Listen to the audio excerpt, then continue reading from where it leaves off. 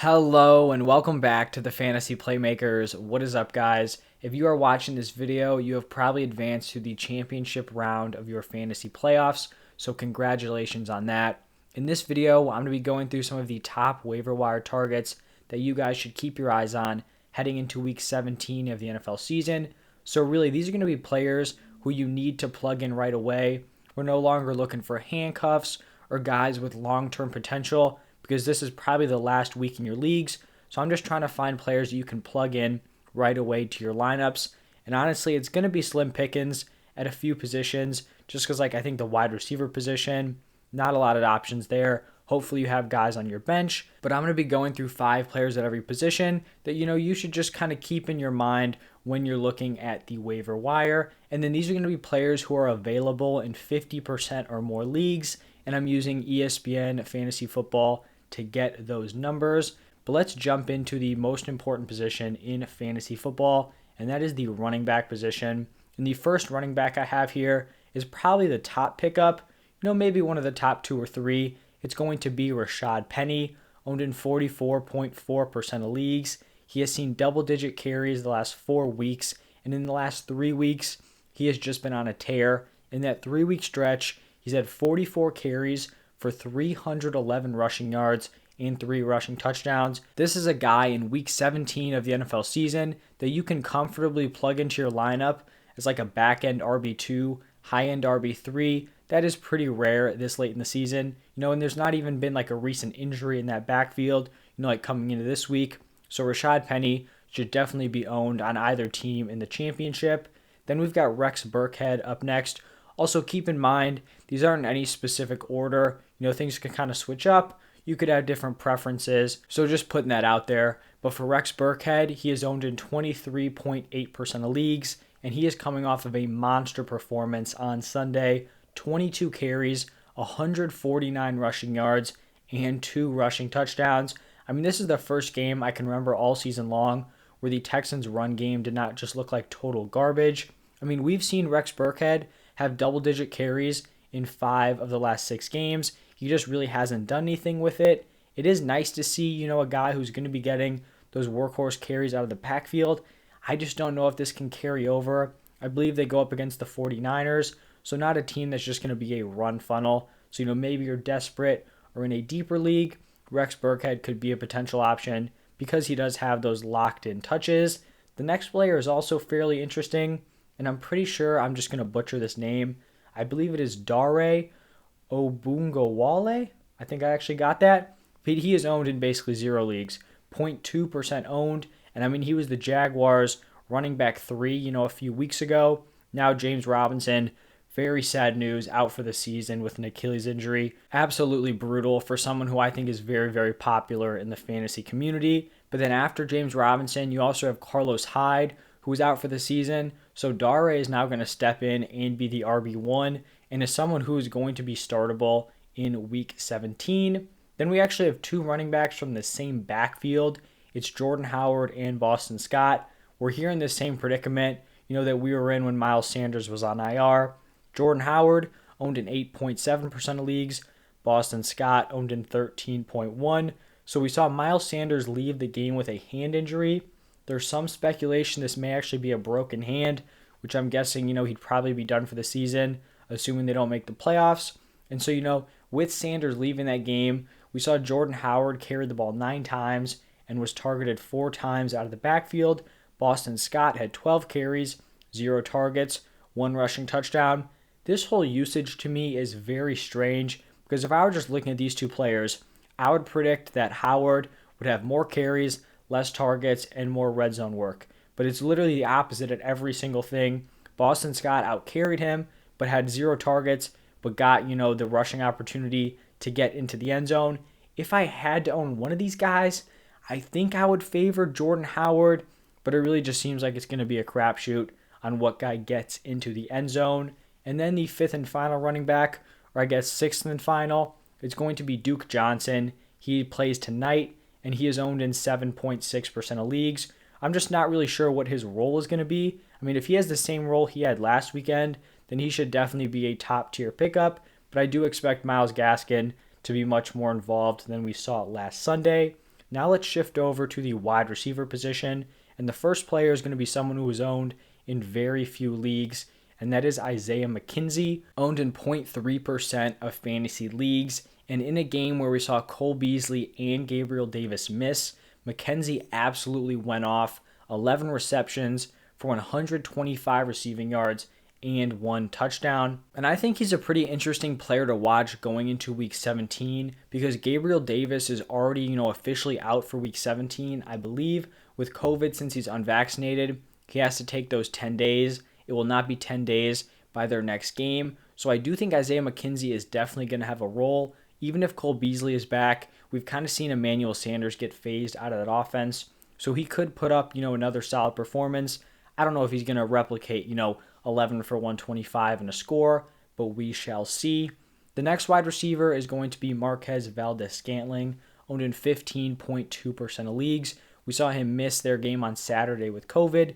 He should be back. It was kind of a close call on whether or not he was going to be able to play and test negative, but when he is healthy, he has been operating as the wide receiver 2, and I mean that Packers passing attack is absolutely cooking, so I could easily see MVS, being a solid performer on a championship team, maybe in like a deeper league. You probably wouldn't love him as your flex in like a 10 or maybe even 12 team league, but I mean 14 or deeper, he's, a guy you could definitely plug into your lineup and as someone who has a very, very high ceiling. After MVS, it is going to be Braxton Berrios, who is owned in 3.7% of leagues. I really just like Berrios as a player. Super scrappy guy. He's going to be operating as the starting slot wide receiver with Jamison Crowder out, and really kind of just one of those slot guys who can find the end zone but also see the volume.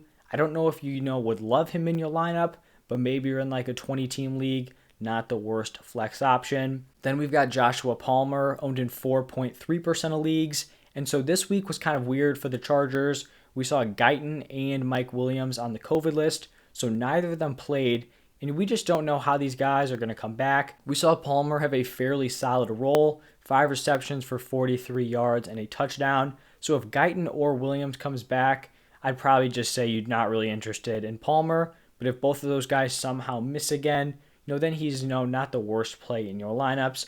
And then the final wide receiver is going to be AJ Green, owned in 45.2% of leagues.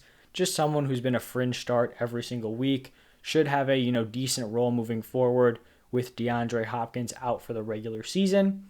And now let's move over to the QB spot. And the first guy I'm going to talk about is someone who didn't even play this Sunday. It is Justin Fields, owned in 23.4% of leagues, was out on Sunday with an ankle injury. We saw Nick Foles get the start, but he has a very favorable matchup this week against the Giants. So if he can return, I think he's a fringe startable player. The next QB is going to be Jimmy Garoppolo, owned in 20% of leagues. Just, a high floor, low ceiling play. He's never going to give you that 30-point boom, but you have a pretty good shot of him finishing in like the mid double digits. Then we've got Tua up next here, just made the cut. He is owned in 49.9% of leagues, and he is going to play tonight, so we'll see how he looks. He's really been a fringe start all season long, and overall, just in terms of real NFL performance, he has looked much better as of late.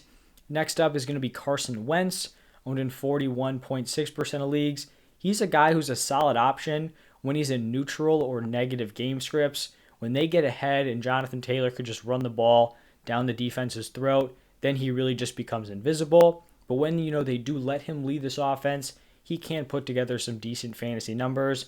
And then someone who I never thought would be on, a waiver wire target list, it's going to be Davis Mills, owned in only 1.4% of leagues. I believe he is owned in less leagues than Deshaun Watson, even though, he is the actual starting quarterback for the Houston Texans. He's just straight up played very well as of late. Kind of surprising. I didn't think he'd have a ton of juice, really at all as an NFL quarterback, but he has scored 14 or more points in his last 4 starts, and, just continues to produce with not a lot of help around him. Now we have the tight end position, and I'm going to start it off with Gerald Everett, who is owned in 17.3% of leagues. He has put up double-digit points in 3 straight weeks, and he had a pretty solid performance on Sunday, 4 receptions for 68 yards and a touchdown. So just someone who continues to be involved in this offense, and maybe you're struggling at the tight end position, I know for me, I have Darren Waller in a league, so I plugged in Gerald Everett as a solid play this week. You've got other guys dealing with COVID, all that stuff. Definitely just someone to keep an eye on if you need to plug him in. The next guy is going to be Cole Kmet, owned in 36.6% of leagues. He's just been very involved in this offense almost every single game. Over the last 5 weeks, he's averaging 7.4 targets per game. Really, the only thing that's holding him back is just the lack of touchdowns. And it's just because anytime they get in the red zone, they plug in Jimmy Graham, and Cole Kmet just isn't seeing a lot of those opportunities. But someone, you can count on a decent amount of volume from. Tyler Conklin is the next option here, owned in 42.8% of leagues. Just kind of like a low floor play, averaging 8.4 PPR points per game on the season. He's not going to have these monster performances, but you can probably count on somewhere between like 6 and 10 points out of him. So kind of gauge what your lineup needs, I guess, and also just how many teams are in your league, because you probably don't want to be starting him. And then the final tight end, only 4 tight ends here. The position is just very thin. We've got Foster Moreau, owned in 19.1% of leagues. Another kind of fringe startable player if Darren Waller misses another week. And then the final position is going to be the defenses. And there are some solid streaming options this week. I'm going to start it off with the Seahawks, who are owned in 38.3% of leagues, going up against the Lions. Lions offense is not good. Seahawks defense isn't really great either, but I think that defense definitely kind of overpowers that terrible Lions offense. Then we've got the Browns, who are owned in 39.2% of leagues. They travel to Pittsburgh to take on the Steelers. That Steelers offense is just lost. Big Ben is just playing terribly, so I think the Browns are another fantastic streaming option. Then we've got the Bears, owned in 12.9% of leagues. This Bears defense just continues to play well, even with all the injuries they're dealing with. And they have a fantastic matchup against the Giants. With Daniel Jones shut down for the season, Jake Fromm and Mike Glennon both looked absolutely horrendous. This could be a really solid streaming play for someone who picks up the Bears. Then we've got the Titans, owned in 37.6% of leagues. Just an overall solid defense who played the Dolphins. I don't think the Dolphins are a horrible offense, but they're definitely not some high-powered attack that you should be super concerned with. And then the last option here is going to be the Giants. Don't really love this play. Hopefully one of these teams are on your waiver wire ahead of this.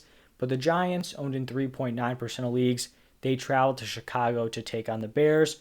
Bears offense is definitely inconsistent, but as a whole, the whole Giants team just looks like an absolute mess. So hopefully you can kind of pivot and find a different option before we're getting that desperate. But that is going to wrap it up for this video. I just want to say that if you guys have any fantasy questions this week, feel free to drop them down in the comments of any video. I'm going to be trying to check as much as I can, getting those answers back to you, helping you guys bring home those fantasy championships. So thank you guys for stopping by. If you enjoyed this video, hit that like button and subscribe to the channel. But thank you for checking in, and I'll see you in the next one.